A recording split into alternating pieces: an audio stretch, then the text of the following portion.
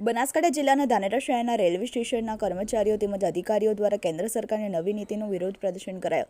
મળતી માહિતી પ્રમાણે કેન્દ્ર સરકાર દ્વારા ઓપીએસ જૂની પેન્શન યોજનાને બંધ કરી એનપીએસ નવી પેન્શન યોજના શરૂ કરવામાં આવતા રેલવે વિભાગના તમામ કર્મચારીઓ તેમજ અધિકારીઓ સ્ટેશન અધિક્ષક ચંદ્રશેખર પ્રતિપાઠી સાહેબની આગેવાનીમાં નવી પેન્શન યોજનાનું ભૂખ હડતાલ અને ધરણા કરી વિરોધ પ્રદર્શન કરાયો હતો।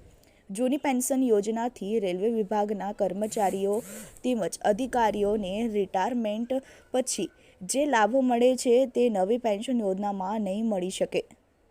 महबूब बेलीम टीवी 18 न्यूज़ धानेरा।